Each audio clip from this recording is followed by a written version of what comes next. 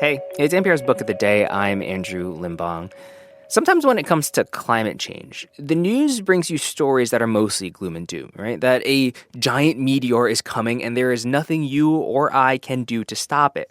I'm guilty of this too, with all the dystopian fiction we talk about on here. But anyway, today's book is not that. It's a survey of the current situation and an exclamation that we already have the tools we need to fix climate change. The book is titled What If We Get It Right by biologist Ayana Elizabeth Johnson. Now, don't get me wrong, the book isn't naive about the challenges. But she tells NPR's Shapiro that the doom and gloom conversations we've been having are all wrong, and what she thinks a better conversation would sound like. That's coming up.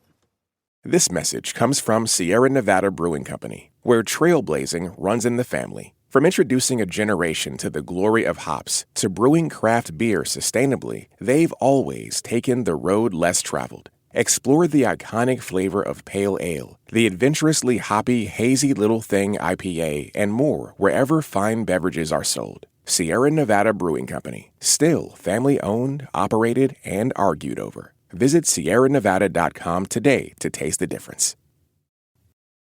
The title of a new book by Ayana Elizabeth Johnson asks a provocative question. What if we get it right? The it there is the climate crisis. Johnson structures this book around 20 interviews with experts, ranging from architects to farmers to investors, and she asks all of them what getting it right on climate looks like in their slice of the world. Ayana Elizabeth Johnson, welcome to All Things Considered. Thanks so much for having me. This book is big and sweeping, and also it gets into some very specific details. So I want to start very small. There is a phrase that comes up early in the book that totally stuck with me.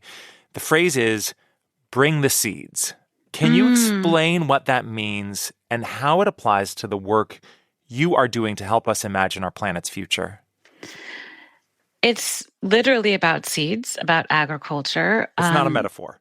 Not a metaphor, but actually it's both. I mean, that comes from a conversation with Leah Penniman, who's a farmer upstate New York, a Black woman who is really thinking about food sovereignty and what that would look like, especially in the context of a changing climate.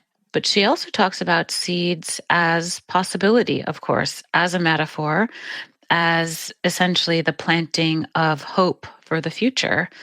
And she relays this incredible story of ancestral grandmothers from West Africa who braided seeds into people's hair. So when they crossed the Middle Passage, they would have something to plant on the other side, thinking about seeds as insurance, as a commitment to the future. And the thing that stuck out to me was the idea that people leaving West Africa, enslaved on ships with no idea of what the future held, had perhaps the bleakest outlook of anyone we can imagine, and yet insisted on the faith that someday, decades or generations in the future perhaps, there would be ground that they could plant seeds in. This faith that things would someday be imaginable in the future. Also, just that we don't get to give up.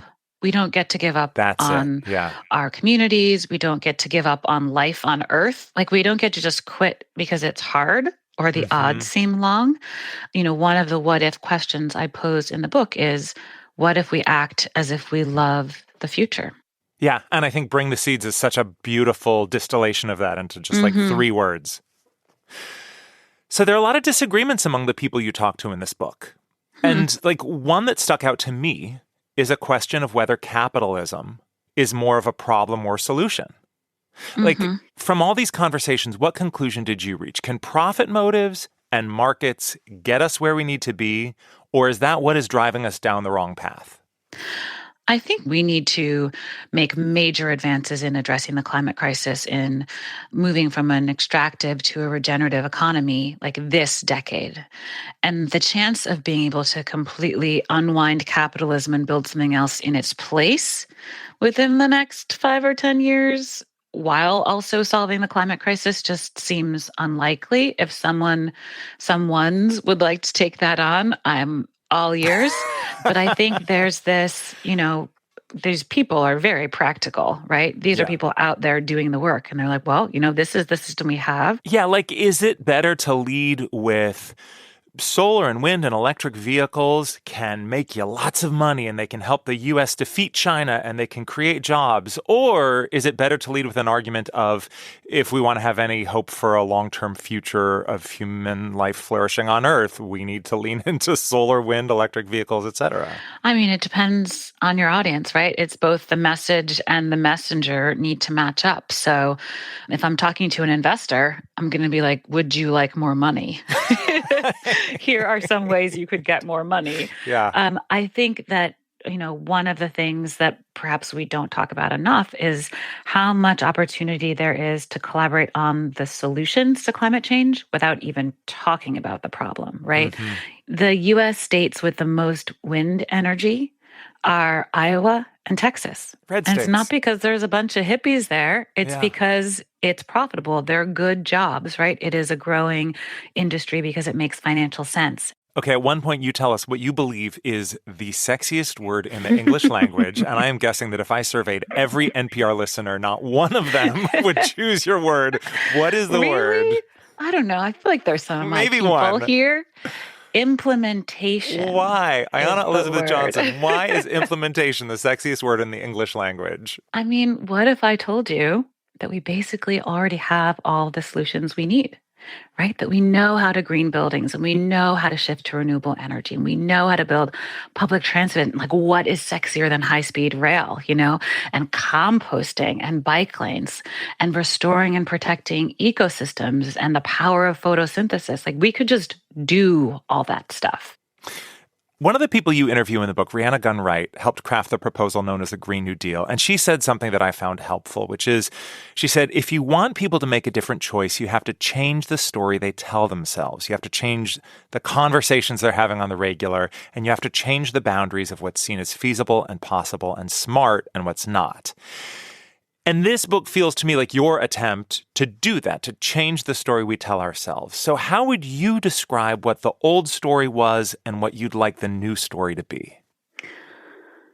I think the old story was, climate apocalypse is nigh, right? That's really too bad. Let's just keep doom scrolling, right? Yeah, we're drowning, we're burning. The challenge is too big. Yeah. The entrenched interests are too powerful. The fossil fuel executives, the big ag, the banks, the politicians in their pockets, like, how would we even make any progress? And that sort of doomer, quitter mentality, I have no patience for. And I just bring the seeds, like, don't come at me with your sad face and just sit there, like, figure out what you can do. And so that's in part what this book is aiming to offer is answers to this what if we get it right question. And it also aims to put something forward on this question of, like, show me that it's worth it. Towards the end of the book, you rephrase the question in your title. You ask, what if we are right now getting it right? Do you think we are? In some ways. I mean, there are 20 interviews in this book with people who are all in their own way getting it right, who are winning court cases, who are changing the way that we do landscape architecture, who are organizing their communities for climate resilience, who are bringing the seeds literally and figuratively. And it's just a question of, like, how many more people will join these efforts and how quickly we'll be able to implement, like, the plethora of solutions we already have at our fingertips. So we are getting it right, but, like, not fast enough or big enough yet.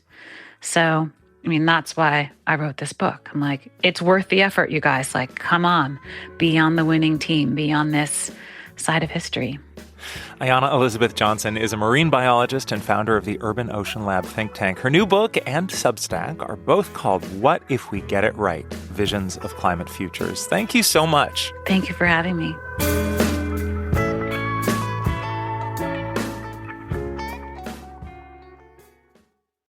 This message comes from Schwab.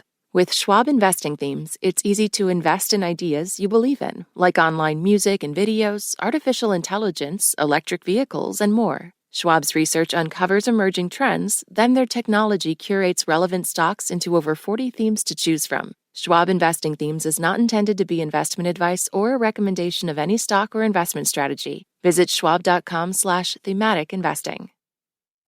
Support for NPR and the following message come from IXL Online. Is your child asking questions on their homework you don't feel equipped to answer? IXL Learning uses advanced algorithms to give the right help to each kid, no matter the age or personality. One subscription gets you everything. One site for all the kids in your home, pre-K to 12th grade. Make an impact on your child's learning. Get IXL now. And NPR listeners can get an exclusive 20% off IXL membership when they sign up today at IXL.com/NPR.